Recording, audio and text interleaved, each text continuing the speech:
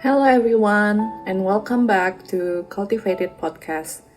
In this episode of Morning Dew, I would like to share a bit of something yang Tuhan belakangan ini ingetin buat aku di beberapa minggu terakhir ini tentang rejoicing.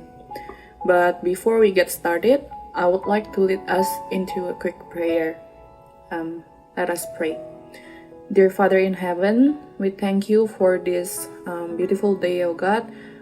Tuhan, mengucap syukur ya Tuhan kalau kami masih bisa merasakan hadirat-Mu ya Tuhan di dalam kehidupan kami ya Tuhan. Bapak, kalau sebentar lagi Tuhan, kami mau mendengarkan sedikit dari apa yang hamba-Mu akan sharing ya Tuhan. Berdoa ya Tuhan, kami mau siapkan hati kami mau buka telinga kami ya Tuhan, dan kami siap menerima firman-Mu ya Tuhan. Thank you Lord, in Jesus' name we pray. Amen. Buat kebanyakan dari kita seringkali rejoice ketika kita mendapatkan sesuatu yang baik dari Tuhan. Misalnya, mungkin ketika doa kita dijawab dan kita terima apa yang kita doain, misalnya dapat pekerjaan yang bagus, dapat nilai yang tinggi, otomatis respon kita pasti bakal bersuka cita. Tapi ketika hal yang sebaliknya terjadi, seringkali, dan aku yakin for most of us, kita nggak bakal bereaksi secara positif. Instead, kita nggak bakal mengucap syukur, dan lebih parahnya lagi, kita seringkali ended up malah jadi marah dan kecewa dengan Tuhan atas circumstances kita sekarang. So the question for today is, can we rejoice when we don't get what we want? Can we rejoice when we don't get what we pray for? The world will tell us that we should not be satisfied with such situation. By the world standard, not getting what we want is often considered as a bad thing, atau mungkin bisa jadi indikasi kalau ada kesalahan yang kita buat di dalam kehidupan kita. Contohnya, mungkin kita nggak dapat pekerjaan yang kita mau atau pekerjaan yang baik karena kita nggak bikin extra effort ketika kita bikin CV kita. Jadi, based on the world point of view, if you don't get what you want, you must work harder. Tapi that is not what the Bible tells us. The Bible never tells us that if God withholds something from us or say no to our prayer, it's because we don't do enough good work or pray enough.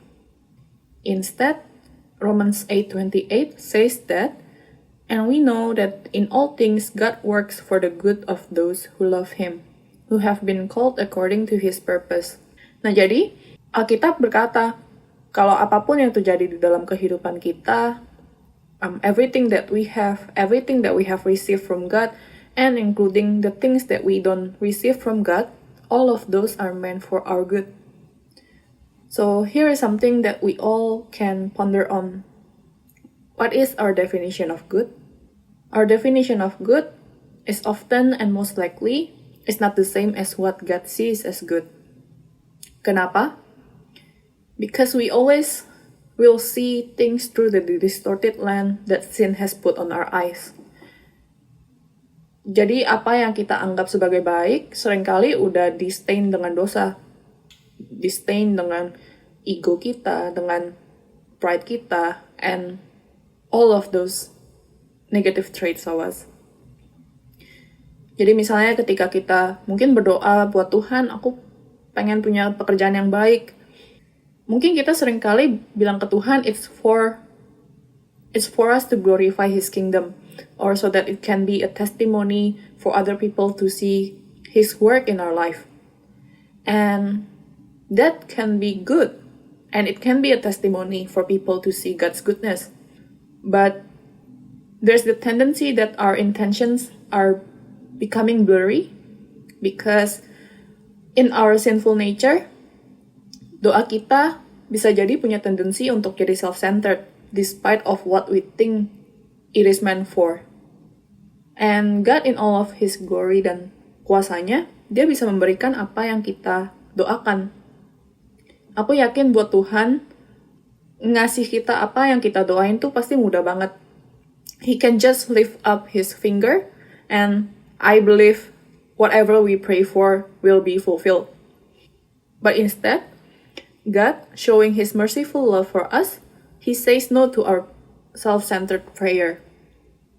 Because God's definition of good is not for us to live the most comfortable life or live the best life now.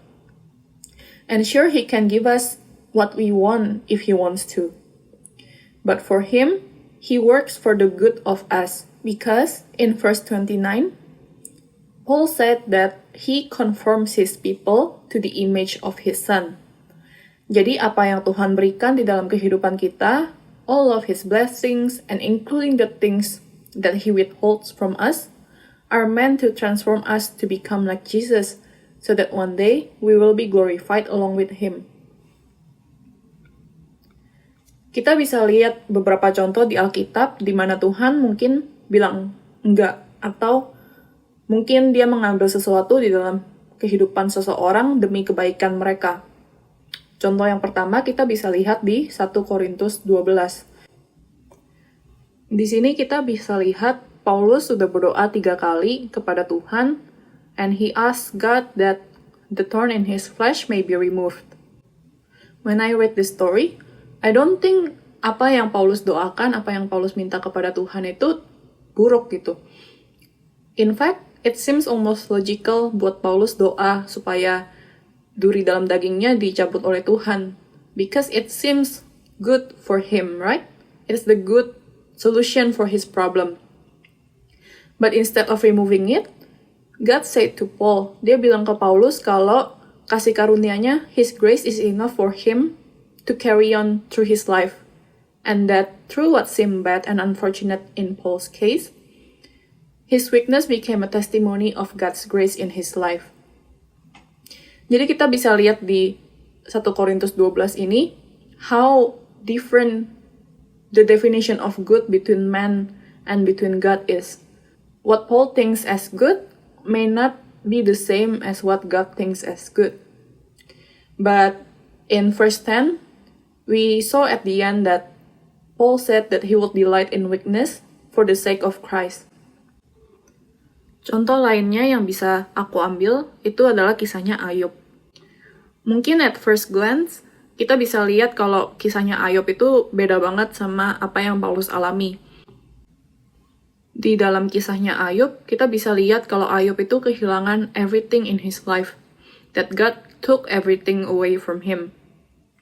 But I found that at the end of his story, it really strengthened me because it helped me so that there is a greater purpose in our weaknesses and in our unanswered prayer. Ketika Ayub mulai mempertanyakan Tuhan near the end of his story, why all of this happened to him, kenapa Tuhan takes away his children, takes away his wealth, his work, everything in his life, God did not get angry. Kita nggak lihat Tuhan condemn dia atau marah. But instead, Tuhan ngejawab Ayub dengan menunjukkan kekuatannya dia. He showed his power and majesty through his creation. And it led Job into repentance. And in the end, Job was in awe of God's sovereignty. Jadi walaupun pada akhirnya Ayub nggak dapat jawaban yang dia inginkan, mungkin ketika dia mempertanyakan Tuhan, he expected God to give him the reason why he lost everything. But despite of not having the correct answer, or maybe the answer he was expecting for, he received a far better answer for me. That is, he was shown all of God's splendor in his life, and it led him into a better relationship with God, and it led him into a new perspective on God. So in the same as Paul's story, Job's unfortunate circumstance in the end was meant for God to be glorified as well. At the end of these two stories, kita bisa lihat kalau Ayub dan Paulus menemukan sesuatu yang lebih berharga dari circumstances mereka. Yaitu mereka menemukan revelation yang sungguh indah dari Tuhan that shows that God is still in control of their life, and that even from what seems bad in the eyes of man, God can still use it to bring good to his people. And through that, through the journey that they went through, iman mereka bertumbuh semakin kuat dan mereka semakin mengasihi Tuhan lebih dalam lagi. Isn't that amazing? The fact that ketika Tuhan withhold something from us, it is so that we can become closer to Him and we can have that longing to be with Him. Semua hal yang Tuhan berikan di dalam kehidupan kita, yang Tuhan izinkan untuk terjadi di dalam kehidupan kita, semua dipakai oleh Tuhan for our good. Dan nggak ada satu hal pun yang terjadi secara coincidence gitu di dalam kehidupan kita. And for me, it's really such a wonderful reminder for all of us who may be going through that hard times. He is still a father for all of us. Dan dia benar-benar tahu apa yang terbaik untuk anak-anaknya. Kalau misalnya di dunia ini, misalnya orang tua kita nggak ngeberikan kita es krim yang kita pengenin setiap hari, so that we don't fall sick, I believe in the same way, Tuhan juga withhold something from us, supaya kita nggak jatuh di dalam hal yang lebih buruk. Di dalam misalnya idolatry, or maybe that something that leads us into more sins. Jadi in His no, we now understand Tuhan itu ngelakuin semuanya itu untuk melindungi kita supaya one day we will be in union with Him forever. Before I end this devotion, I just want to give this verse to you as an encouragement. Di Habakuk 3 ayat 17-19 dikatakan, sekalipun pohon ara tidak berbunga, pohon anggur tidak berbuah, hasil pohon zaitun mengecewakan, sekalipun ladang-ladang tidak menghasilkan bahan makanan, kambing domba terhalau dari kurungan, dan tidak ada lembu sapi dalam kandang, namun aku akan bersorak-sorak di dalam Tuhan, beria-ria di dalam Allah yang menyelamatkan aku. Allah Tuhanku itu kekuatanku, Ia membuat kakiku seperti kaki rusa. Ia membiarkan aku berjejak di bukit-bukitku. And I pray to you, my brothers and sisters, that we may continue to walk on our journey, rejoicing in whatever circumstances we have in our lives. Sometimes, God's no can still bring bitterness and bring sadness for us. Tapi aku berdoa lewat sharing ini, kita semua ingat lagi kalau Tuhan punya rencana yang begitu besar dan begitu indah bagi anak-anaknya. God's agenda for His people is more than just giving us the best life. Tapi, it is for us to be united with Him eternally one day.